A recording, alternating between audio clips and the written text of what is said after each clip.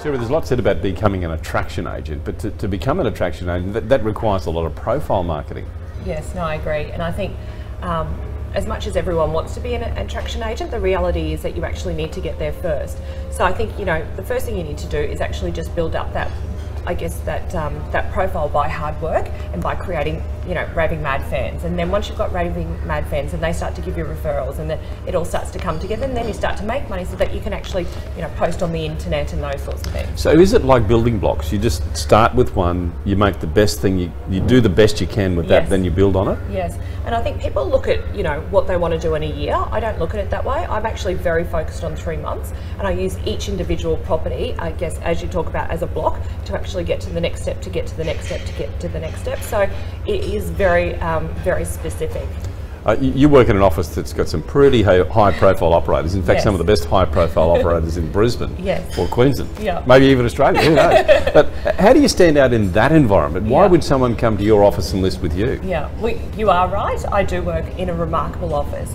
And if I may, that's probably one of the reasons why I want to work there, because I actually want to be in an environment where people want to be the best at their craft, and we all want to have that high-performance mentality.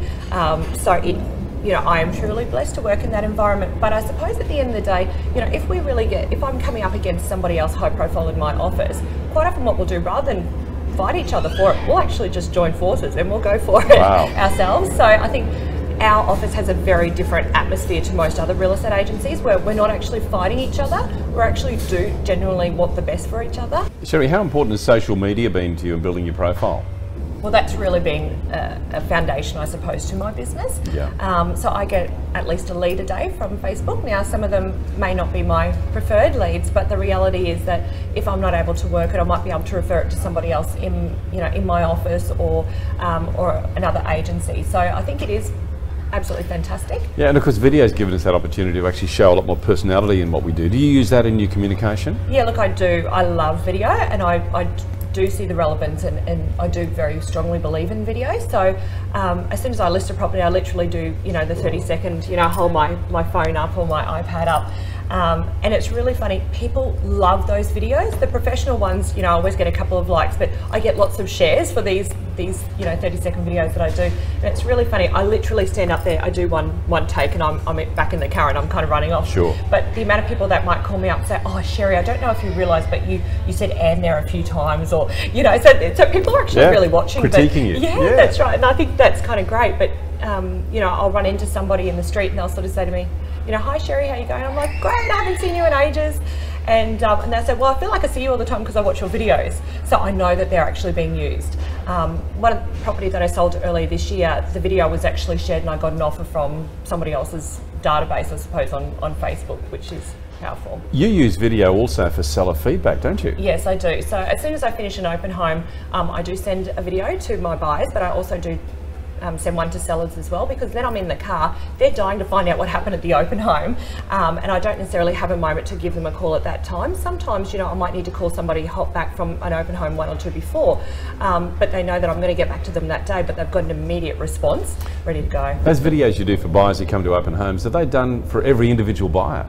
Not every buyer, but obviously if somebody has come to a few of my open homes that day, they will actually be more specific, because it's clear that they're a qualified buyer who's ready to go now. And what do you say to them? I just generally thank them for their time and for coming through, and see if they have any further interest to give me a call, and letting them know when I'm going to be in contact furthermore. Have you got a script for that, or is that just done off the cuff? Well, we do it a lot, so I guess we've kind of become a little bit programmed, but no, it's done off the cuff.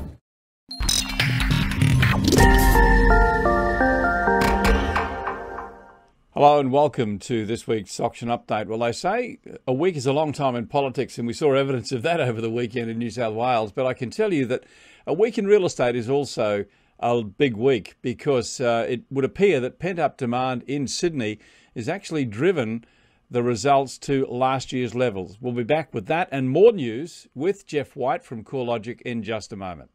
The real estate business is tough, and rising costs are making it harder to thrive. Did you know you can save up to 70% on your staff costs by outsourcing the low-value, repeatable tasks, so your team can focus on growing your business? Beepo is an outsourcing provider focused on the real estate industry. With an English-speaking, tertiary qualified and fully trained team in the Philippines, Beepo will give your business the boost it needs to start growing and returning value to you. We can look after all of your low-value, repetitive administration work from our fully secure office. We provide comprehensive real estate-focused training and accreditation. The Beepo team is supervised by on-site management with finance industry standard security features. For more information, visit beepo.com.au.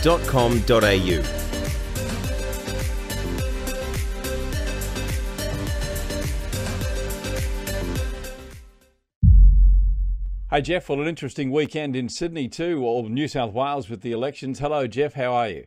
Oh, very good, Kevin. Yeah. So the government returned, and as I said, you know, well, every week's a big week, but I think it was a bit of stumbling last week. But let's not get too political. No, that's exactly right. I think ScoMo might be happy with the result in New South Wales, so that might give him a bit of encouragement going forward. He appears to be. Yeah. But I mentioned there about pent-up demand in Sydney as one of the indicators. You know, those levels are up. We'll have a look at that in just a moment. But also wanted to make the point that, as you'll see, 2 of the top 4 sales that we talk about in the country in the last week were actually sold prior to auction, which to me, Geoff, indicates a little bit of nervousness coming from some of the sellers and also agents, a bit like a bird in the hand.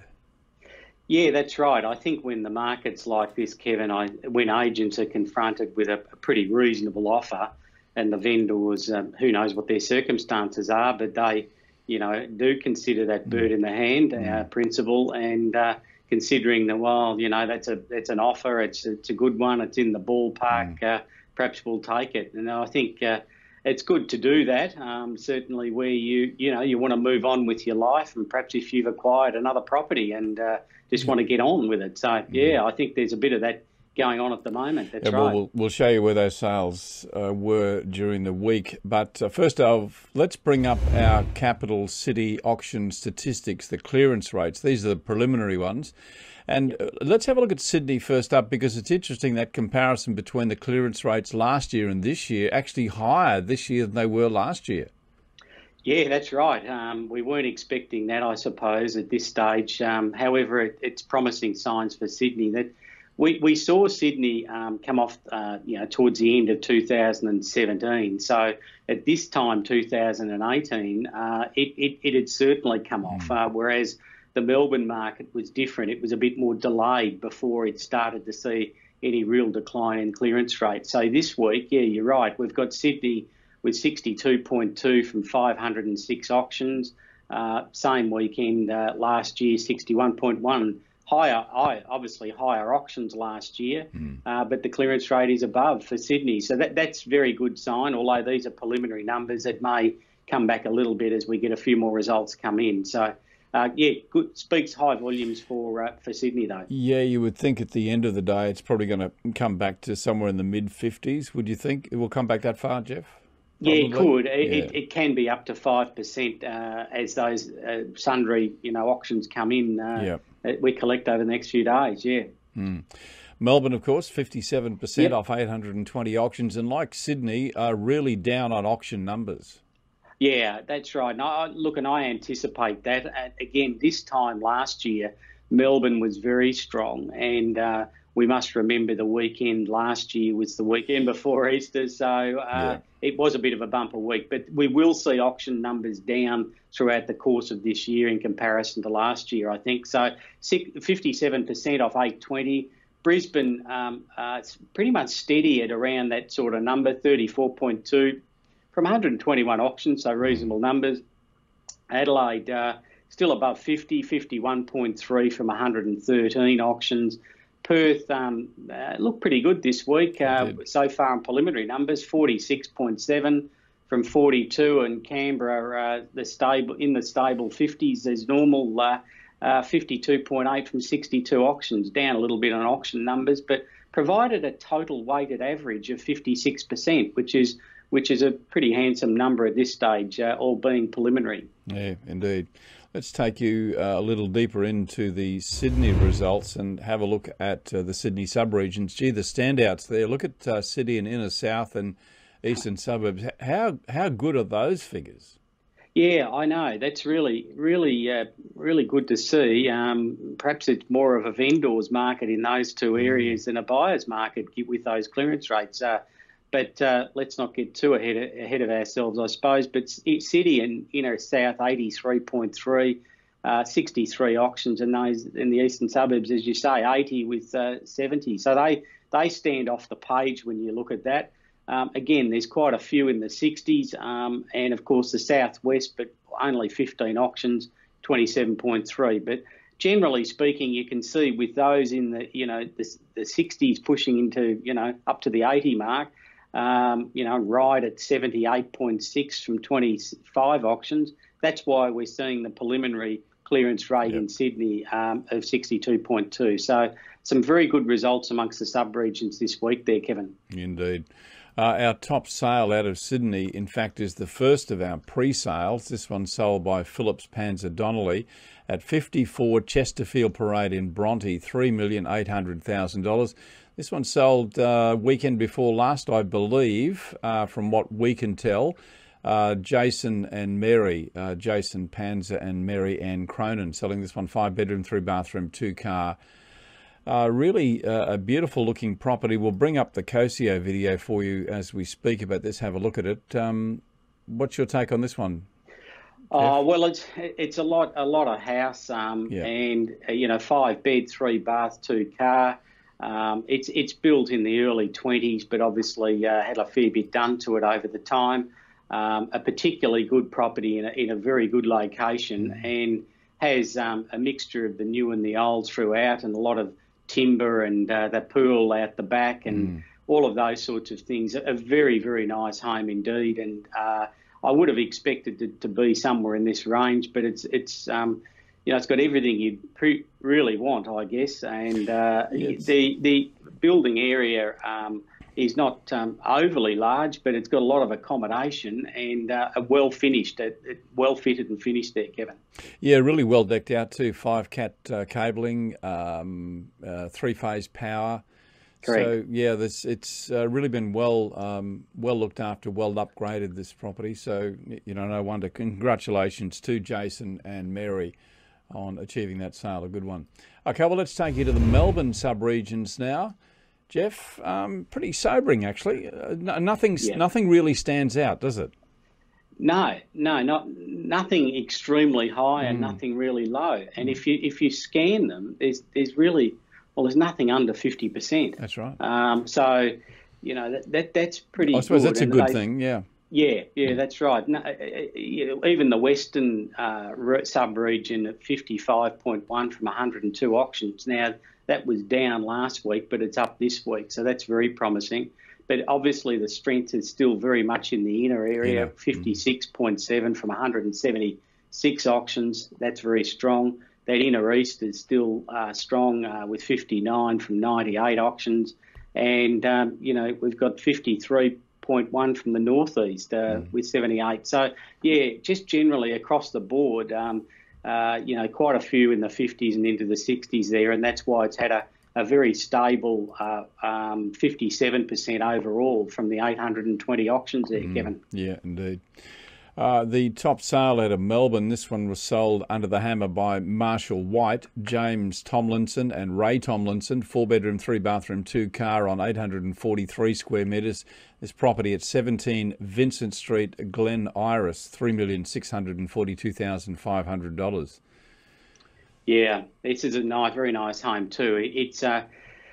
It's in that Stonington area, well sought after location, 843 square metres. Anyone that knows Melbourne knows Central Park, Harold Holt Pool, etc. And the accommodation there with the 4-bed, 3-bath and the pool out the back. Just a delightful property. If you skim the photos on the internet, you'll get a real appreciation as to what this is. It's got fireplaces, and it's just, nothing to do, just walk straight in. And it's a home that looks like a relatively easy to maintain home, split over 2 floors. So a particularly good result there, and well done to the Tomlinson team and from Marshall White there. Yeah, indeed. We're going to come back in just a moment to give you the top sale out of Brisbane. We've got one more pre-auction sale to tell you about, and we're also going to give you the rolling clearance rates. Tells another interesting story. We'll be back in just a moment. The real estate business is tough, and rising costs are making it harder to thrive. Did you know you can save up to 70% on your staff costs by outsourcing the low-value, repeatable tasks, so your team can focus on growing your business? Beepo is an outsourcing provider focused on the real estate industry. With an English-speaking, tertiary qualified and fully trained team in the Philippines, Beepo will give your business the boost it needs to start growing and returning value to you. We can look after all of your low-value, repetitive administration work from our fully secure office. We provide comprehensive real estate-focused training and accreditation. The Beepo team is supervised by on-site management with finance industry standard security features. For more information, visit beepo.com.au.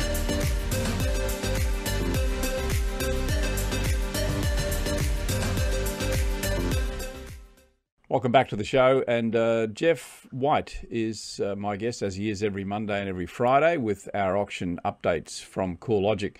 Geoff, let's have a look at the top Brisbane sale. This one's sold by Brisbane Real Estate, Scott Edwards and Brian Webster. 5 bedrooms, 3 bathrooms, 2 car, 1,586 square metres. This one sold prior, $1,123,000 at 21 Octana Street in Chapel Hill. Oh, Utana. So not Octana. Yeah, that's right. Yes, a very sort of imposing sort of property when you look at it. The colonial style with the big verandas around it. A lot of house, you can see that. And the accommodation, again, 5 bed, 3 bath, 2 car, offers a lot of accommodation there, well presented. It's got, some great features with the polished timber floors. And again, you could move straight in with this one.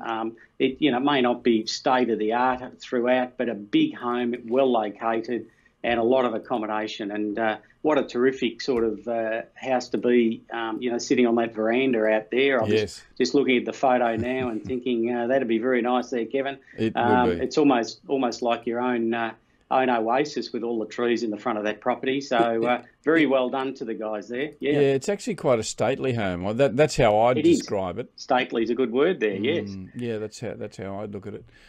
Okay, well, let's have a look at our top Adelaide sale. I just love this property. I mean, if you like to be by the beach, this one is absolutely sensational. A couple of the photos we're going to show you in our Cosio video now will indicate just what those sunsets, and the sunsets, of course, are just magnificent over the water. This one is in Tennyson, $1,885,000. Sotheby's selling this one. Grant and Jackie, 6 bedrooms, 3 bathrooms, 2 car, 464 square metres. It shows you how much house you can get on a small lot, doesn't it? 460 odd square metres, Geoff. Yeah, that's exactly right. It's it is. There's some amazing real estate around this country, and we get the privilege to see it on the Sundays. And this one in particular has an enormous outlook here, and such so much accommodation. Yeah, over 2 levels. 2 levels, I think. Two-story, 5 bedroom, it's actually got a study which could be a 6th bedroom, 2 living areas, 3 en-suites, 2 car garage. It's got a pool, outdoor shower, all of those sorts of things, all on 464 square metres. So that's amazing. And if you just want to sit back and dream there, Kevin, just look at the photos and just stare watch at those this for video. a while. That's right. The video exactly. tells the story. It's just magnificent. And those sensational views out to the water from all levels, and I would guess too, most of the rooms as well. Yes, that's right. You can understand how the Adelaide market offers really good value for money, and this is an example of it. I mean, and how different it is compared to Sydney and Melbourne. I mean, pick that up and put it into Sydney and Melbourne, you'd be paying a lot more, and yet look at what you're paying in Adelaide. It's a good price. Well done to the guys at Sotheby's, but Great value. A terrific home. Yeah. Yeah, indeed. Yeah.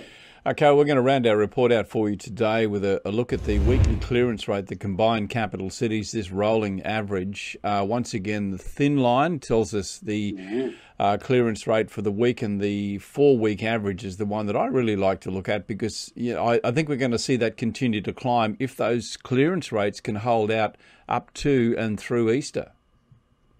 Yeah, that little thin line is actually very interesting. It's really spiked up, hasn't it? And that's based on what's been going on over the last week. But the thick line is the trend. So and it's still heading north. So we're starting to really see a pattern this year, and we'll watch that thicker line over the coming couple of weeks. But it's certainly showing some stability in the market, and we're saying that if we're staying above 50, and maybe if we can creep towards the weighted average of mid-50s, you could say that the market's starting to rebound from latter last year. I think it was the market was a bit shell-shocked, to be honest, late last year, and I think it's all sort of sorting itself out at the moment. So yes, it'll be an interesting one to watch that and see how the trend keeps going there, Kevin. Yeah, it's also interesting when you look back at this, because I love this graph, and I know I talk about it every week, but, we held out for those 80% success rates. The weighted average 80% success rate really has only occurred a couple of times in this this last decade, really.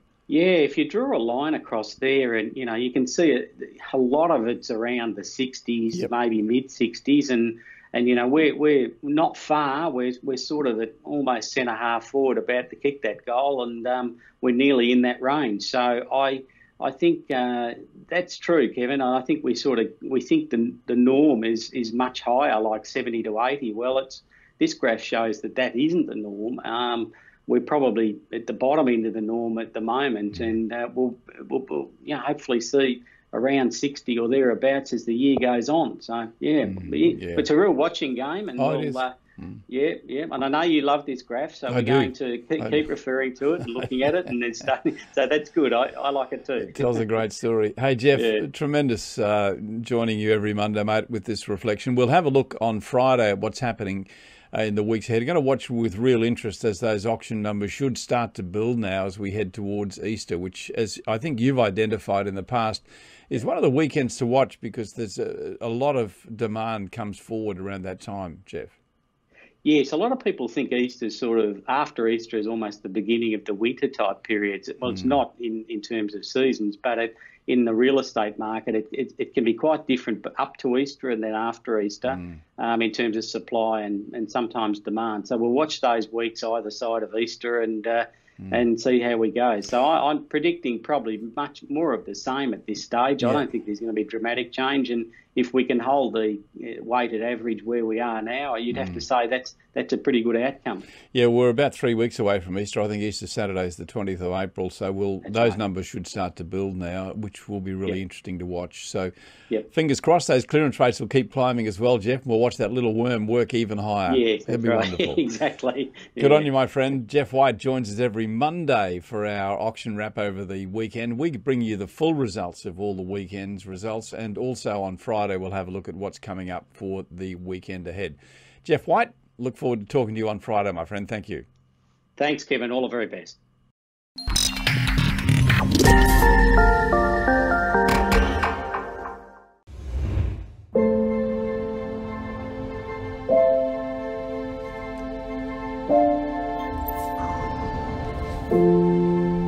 Evening, Clara. Home, please. David, what's on your mind? I was just thinking of a different time is all. It was a time when I used to sit up there, Driving wasn't just about being taken from place to place and going somewhere. Feeling something along the way. Please, David, you should relax. I'm afraid that's just the problem. David, where are you going? David? David?